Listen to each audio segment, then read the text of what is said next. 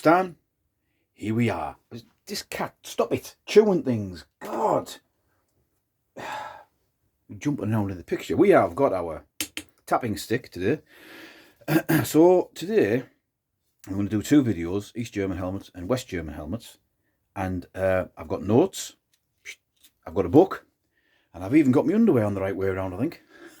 Anyway, so East German helmets. Now, there obviously is ones that are outside the scope of this video, para helmets or dispatch.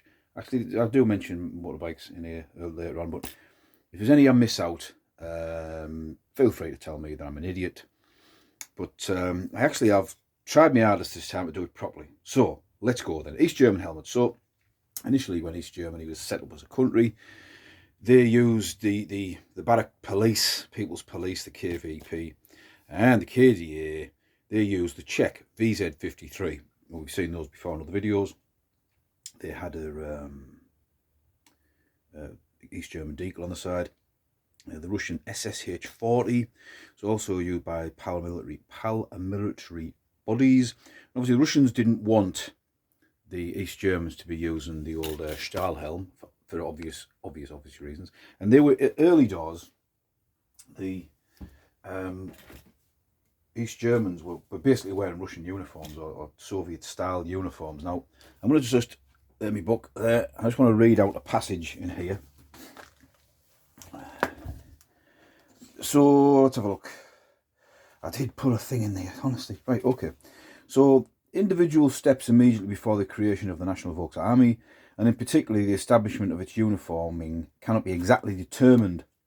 In support of the decision for traditional German uniforms, according to testimony of a long-time Minister of National Defence, Army General H. Hoffmann, the following episode played a role in this. On the occasion of signing the Warsaw Pact in May 1955 in Warsaw, he was in his former post as head of the KVP in a khaki-coloured uniform, modelled on the example of those of the Soviet Army.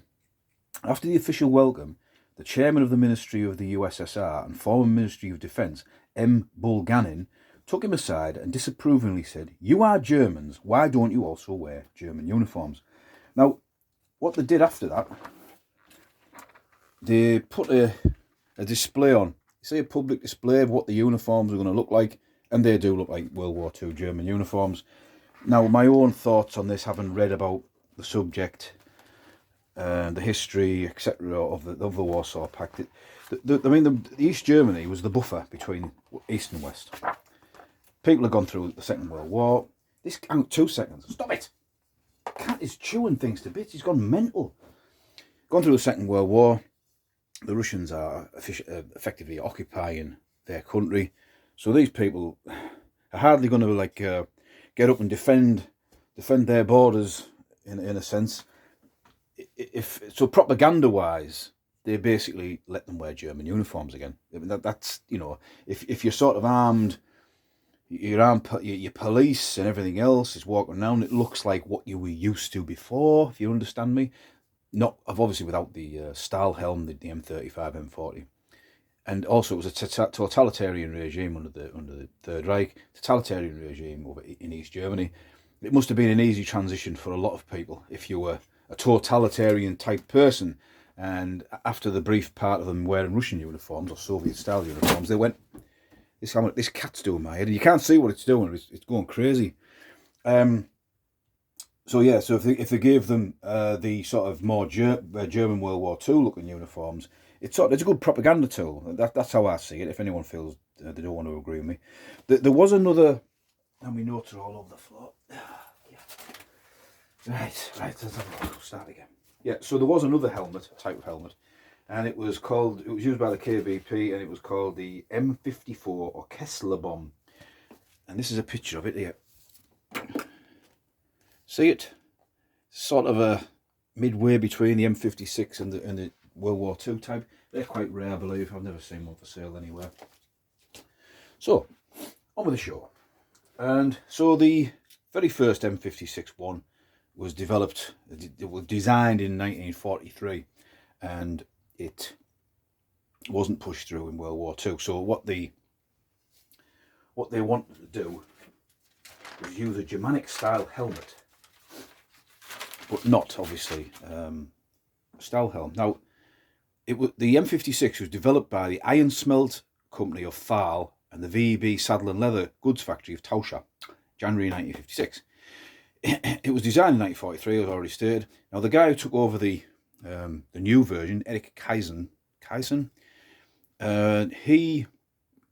what they'd noted was that weak spots in helmets, for example, the neck and the forehead. So we'll do get the Hungarian M38 as a representation of a World War II German Stahlhelm. So weak spots there and there, where it's like folded, where there's just like a trap. So what they decided was that a more oblique form, as the M56 was, would deflect bullets. Shrapnel, so it has it has flat, but you understand what I'm saying, it would deflect it more that way. So in May 1956, parts of units marching over the Marx Engels Square, the public saw them for the first time. In tests, they were directly fired at by TT-33 pistols, PPS-41, sniper rifles, MGs. Also, obviously, different distances. You're not going to fire it from 10 metres with a sniper rifle, but they did with the pistols. Hand grenades and various bits of ordnance was tested against it, and it came out very well. Tested against wind, rain to determine whether it would impair sound vision. Again, it performed very well, and it was in use till the end of 1990. So, as I've said, M56-1 was the first sort of like prototype, I suppose. M56 was like this one here, but it had a World War II liner, like the German M35. The M56/66, redundant rivets and a new liner system. So, we'll just put our stick down. And I forgot to check the dates on these helmets, but this is an M56/66, so it's got the external rivets. For those who are maybe wanting to collect them, the older ones have the rivets here, at the back, focus. But inside it has got the new cradle system, so the rivets are now redundant in there. You can probably put your finger in there and you can feel them. And I have, there you go, November 1958. So that is a M56/66. So I'll just move that over and we'll get the next one. So, right, M56/76 with the net on. That's that one. You find them quite often on the likes of eBay and whatnot. So they do have, I'm not sure if those had them, they probably did the raindrop camo covers for them. I haven't got them. I haven't got one of those, but they're freely available. So you can see here it has no external rivets like that one. Yeah, I've had this one a while. It is sort of getting a bit bad shape, it's a bit rusty inside. Again, it's the same liner system, and the date on this helmet is, I'll have to bring it up to my face, I can't see. I think it's 87, so it's, yeah, 1987. That's 1987 dates. That's the later one. It's quite strange how this one there is in worse condition than the other one. That could just be storage, maybe a different type of steel, sure. So there was a variant. Motorcyclists, dispatch rider probably had the same helmet, leather neck strap. There's the Volvo Volks Polizei with the decal on the side. Now I did try and find out, because I've read it somewhere before, but I couldn't find it anywhere. The users, obviously the East Germans were quite keen on supporting other communist countries, you know, so this helmet found itself around the world in various wars, North Vietnam, etc., stuff like that. There was also an M605 helmet made for export.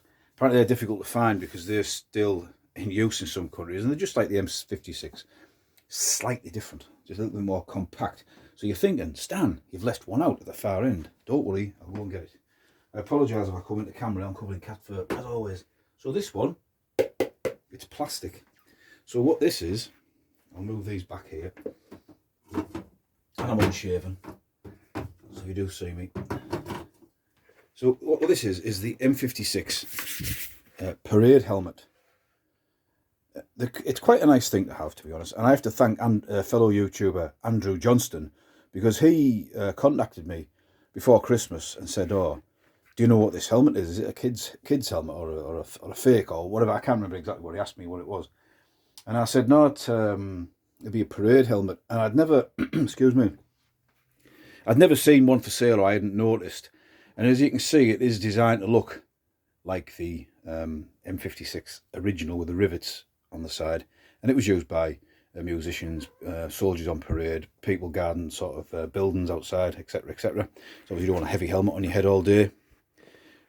I have heard some people say they are rare. Whether they are or not, because they said they were brittle. The plastic maybe not the best, unsure. There's no date on this one that I could see. They probably wouldn't be stamped with it, but it has a more of a World War II liner, and the strap and everything else is really soft, really like more of a chamois leather than anything else. So they must have been quite comfortable to wear. So that's the parade helmet. Thanks to Andrew Johnson, because he tipped me off. He said he's a link for one on eBay, and I bought it. I bought it around Christmas time, so I hadn't had a chance to do it. And I paid about 50 quid for that, which was probably a bit more than I wanted to do. But at the end of the day, I'm quite happy with my East German helmet collection. I've seen the Paratrooper one for sale a few times. I might get one of them.